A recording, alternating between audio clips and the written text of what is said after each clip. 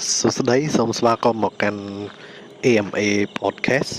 The Summer Sky Pod ដែលជាកម្មវិធីតូចមួយសម្រាប់ជជែកសួរ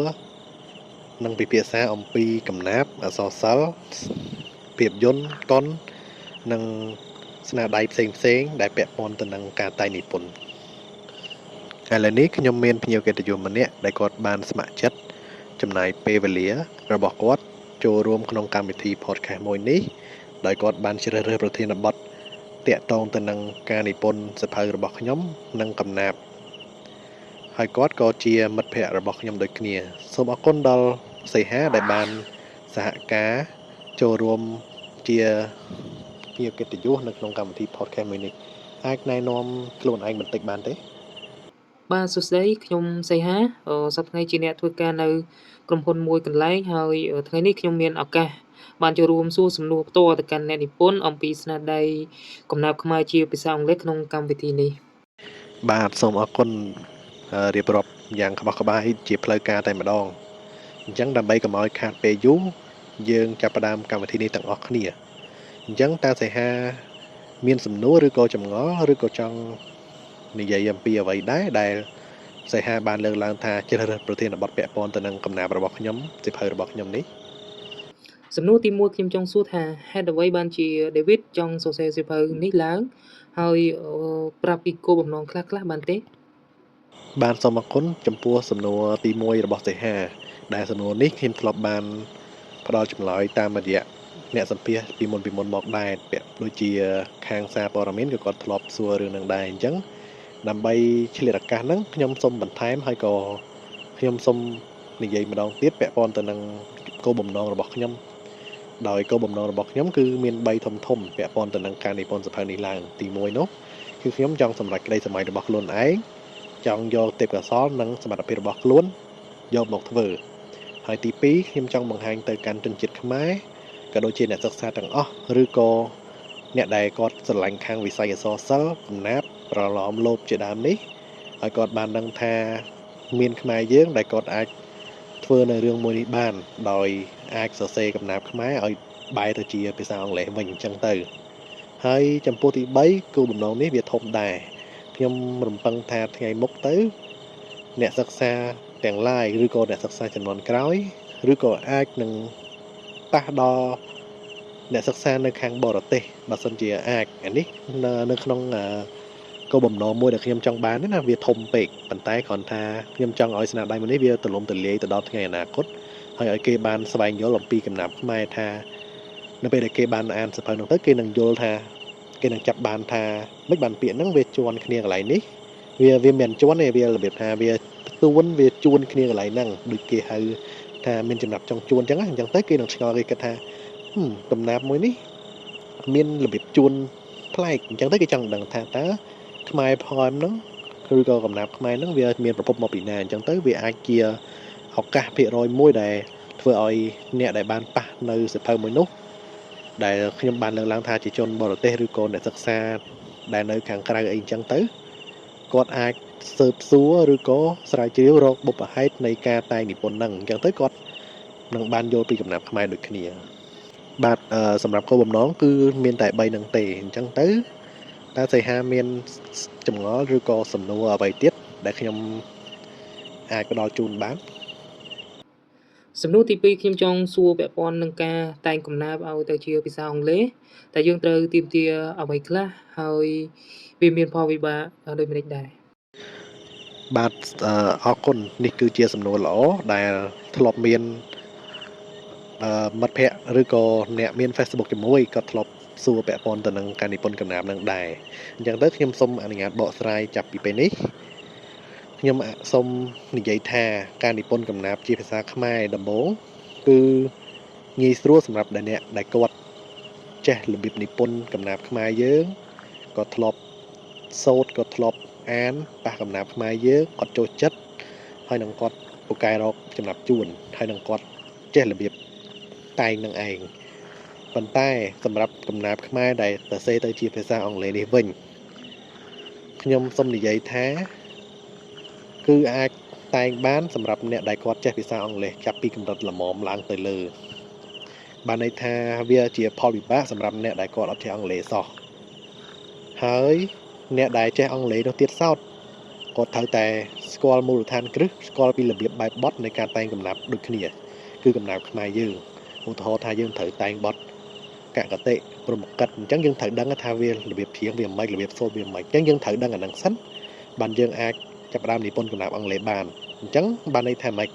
បានន័យថាកំណាព្យនិពន្ធទៅជាភាសាអង់គ្លេសហ្នឹងគឺសម្រាប់អ្នកដែលគាត់ចេះភាសាអង់គ្លេសល្មមឡើងទៅរហូតដែលគាត់ចេះខ្លាំងអាហ្នឹងសម្រាប់អ្នកដែលគាត់ចេះភាសាអង់គ្លេសហើយមិនសម្រាប់តែអ្នកដែលគាត់ចេះភាសាអង់គ្លេសល្មមឡើងទៅខ្លាំងទេគឺតម្រូវឲ្យគាត់នឹងចេះពីការតែងកំណាព្យទៀតអញ្ចឹងបានអាចធ្វើវាបានអញ្ចឹងបើយើងចង់សួរថាតើវិធីសាស្ត្រគឺត្រូវធ្វើដូចម្ដេចវិធីសាស្ត្រគឺមានតែមួយទេគឺត្រូវយល់ដឹងពីរបៀបបែបបទនៅក្នុងការតែងកំណាព្យខ្មែរយើងសិនអាហ្នឹងហើយបន្ទាប់មកគឺដំណាក់កាលទី2គឺការចេះភាសាអង់គ្លេសមិនមែនបានន័យថាតតែចេះខ្លាំងអាចនិយាយបានជាផ្លូវការដូចគេអត់ទេគឺបានន័យថាម៉េចបានន័យថាយើងត្រូវស្គាល់ភាសា grammar គ្រឹះ grammar មូលដ្ឋានគ្រឹះ grammar ហើយយើងត្រូវស្គាល់ពាក្យជាច្រើនសិនតាម vocabulary ឬក៏ dictionary យើងត្រូវស្គាល់ពាក្យដែរព្រោះដោយសារអីដោយសារតែការតែងកំណើតគឺវាជាសិល្បៈមួយដើម្បីបង្ហាញពីការនិយាយឬក៏សរសេរអំពីពាក្យជួនអញ្ចឹងវាត្រូវតែមានពាក្យជួនចាំបាច់អញ្ចឹងទៅយើងត្រូវទាមទារឲ្យយើងចេះ vocabulary ឲ្យបានច្រើនហ្នឹងអាហ្នឹងសម្រាប់អ្នកដែលគាត់ចេះភាសាអង់គ្លេសល្មមៗអញ្ចឹងទៅគឺតម្រូវឲ្យគាត់ស្គាល់ពាក្យឲ្យបានច្រើនសិនថាពេលយើងតែងកំណាព្យឧទាហរណ៍ថាតែងបទកកតិទៅវាជួនកន្លែងនេះអញ្ចឹងទៅយើងត្រូវរកពាក្យអង់គ្លេសណាដែលវាត្រូវជួនដូចគ្នាអញ្ចឹងទៅអាហ្នឹងជាផលវិបាករបស់គាត់បើសិនជាគាត់ពិបាកក្នុងការរកពាក្យជួនចំពោះខ្ញុំវិញខ្ញុំមិនបានចេះអង់គ្លេសខ្លាំងណាស់ណាទេប៉ុន្តែខ្ញុំមានទេពកោសល្យមួយគឺពូកែរកពាក្យជួននឹងឯងហើយខ្ញុំធ្លាប់វឹកហាត់ខ្លួនឯងកាលពីកំឡុងថ្នាក់ទី11 12ដោយរៀនតាម dictionary ខ្លះខ្ញុំរៀនតាមវេយ្យាករណ៍ Spectrum ខ្លះសភៅវេយ្យាករណ៍អញ្ចឹងទៅខ្ញុំអាចចេះភាសាអង់គ្លេសបានបន្ថែមទៀតពេលហ្នឹងហើយពេលចូលដល់មហាវិទ្យាល័យសាកលវិទ្យាល័យហ្នឹងខ្ញុំក៏បានរៀនបន្ថែមដែរព្រោះដោយសារតែយើងដឹងហើយកាលសិហាឯងរៀនជាមួយខ្ញុំគឺគេផ្ដល់ម៉ោងសិក្សាបន្ថែមតាក់ទងទៅនឹងភាសាអង់គ្លេសទៅតាមកម្រិតអីចឹងណាអញ្ចឹងទៅខ្ញុំបានអភិវឌ្ឍនៅពាក្យកន្លឹះថ្មីរបៀបសរសេរថ្មីតាក់ទងទៅនឹង grammar របស់ភាសាអង់គ្លេសអញ្ចឹងទៅខ្ញុំកាន់តែដឹងជាងមុនតាក់ទងទៅនឹងបញ្ហាអស់ហ្នឹងអរគុណចំពោះចម្លើយរបស់ David ហើយខ្ញុំក៏សូមសួរសំណួរមួយចុងក្រោយដោយថាតើ David មានគម្រោងថ្មីដែរទេ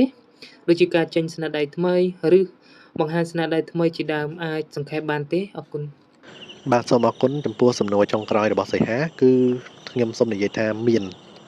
ព្រោះដោយសារតែខ្ញុំបានចាប់អាជីពនេះហើយអញ្ចឹងទៅខ្ញុំត្រូវតែធ្វើវាឲ្យបាននៅថ្ងៃមុខអ្វីត្បិតថាឥឡូវនេះខ្ញុំកំពុងតែកសាងជីវភាពឬក៏មានបញ្ហារអាក់រអួលណាមួយក្តីប៉ុន្តែខ្ញុំនៅតែបន្តធ្វើស្នាដៃកំណាព្យសភៅប្រឡោមលោភនិងរឿងខ្លីៗទៀតអញ្ចឹងបានន័យថាសំណួរដែលសីហាមានបំណងចង់សួរខ្ញុំឥឡូវនេះខ្ញុំបានឆ្លើយជូនទៅវិញអស់ហើយអញ្ចឹងកម្មវិធីរបស់យើងក៏ជិតដល់ពេលបញ្ចប់ដែរវាគ្រាន់តែជា podcast ខ្លីមួយដើម្បីយើងពិភាក្សាគ្នាពីនេះពីនោះទេអញ្ចឹងទៅសីហាជាភ្ញៀវកិត្តិយសដំបូងដែលបានស្ម័គ្រចិត្តចង់ចូលលេងកម្មវិធីនេះអញ្ចឹងសូមអរគុណសីហាដូចគ្នាអញ្ចឹងខ្ញុំចង់សួរសំណួរមួយវិញដែលតកតងទៅនឹងសីហាព្រោះថាសីហាបានអានសភៅរបស់ខ្ញុំហើយអញ្ចឹងទៅខ្ញុំក៏ចង់ដឹងដែរពីមតិយោបល់របស់ fan អាចថាបានដូចជាអ្នកអានអីចឹងទៅអញ្ចឹងខ្ញុំចង់សួរសីហាតកតងទៅនឹងសភៅកំណាព្យមួយហ្នឹងតើនៅក្នុងកំណាព្យទាំងអស់ហ្នឹងតើសីហាពេញចិត្តកំណាព្យណាមួយជាងគេសីហាអាចផ្ដល់ជាយោបល់បានទេដើម្បីបញ្ចប់កម្មវិធីបាទចំពោះការអានរបស់ខ្ញុំកន្លងមកអត្ថបទដែលខ្ញុំស្រឡាញ់ជាងគេគឺអត្ថបទចម្រៀង Restart នៅក្នុងទំព័រទី50ដែលវាបានបង្ហាញអំពីជីវិតរបស់មនុស្សម្នាក់ៗតែងមានឡើងមានចុះហើយពួកយើងតែងតែមាន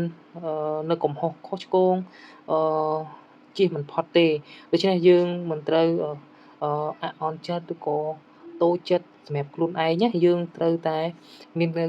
ការចាប់ផ្ដើមមនុស្សយើងតែងតែមានការចាប់ផ្ដើមស្វែងរកអ្វីដែលថ្មីៗនិងត្រឹមត្រូវហើយពេញចិត្ត នៅអ្វីៗដែលខ្លួនមានហើយកសាងជីវិតខ្លួនយើងនឹងឆ្ពោះទៅរកគោលដៅដែលយើងសម្រេចគោលបំណងឬក៏សេចក្តីប្រាថ្នារបស់យើងនេះជាអ្វីដែលខ្ញុំបានអាននិងយល់ពីការបង្ហាញរបស់អត្ថបទនីមួយៗនៃបទចម្រៀង Restart អរគុណ បាទសូមអរគុណចំពោះមតិយោបល់របស់សីហាទៅលើកំណាព្យរបស់ខ្ញុំពិតជាត្រេកអរហើយក៏មានចិត្តសប្បាយរីករាយដែរដែលនៅពេលដែលមានមិត្តភ័ក្តិក៏ដូចជា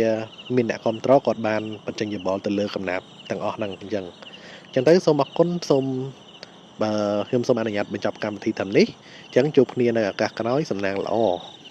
នៅពេលនេះកម្មវិធី AMA Podcast The Summer Sky Pod បានបញ្ចប់ជាលើកដំបូងនិងបានបញ្ចប់ជាស្ថាពរតើនឹងមានភ្ញៀវកិត្តិយសណាបន្ទាប់នឹងចូលក្នុងកម្មវិធីនេះដើម្បីជជែកគ្នាឬក៏ពិភាក្សាគ្នាអំពីរឿងរ៉ាវទាំងអស់នេះទៀតរងចាំមើលទាំងអស់គ្នាសូមមេត្តាខន្តីអភ័យទោសរាល់កំហុសខុសឆ្គងដោយប្រការណាមួយនៅក្នុងកម្មវិធីនេះសូមអរគុណ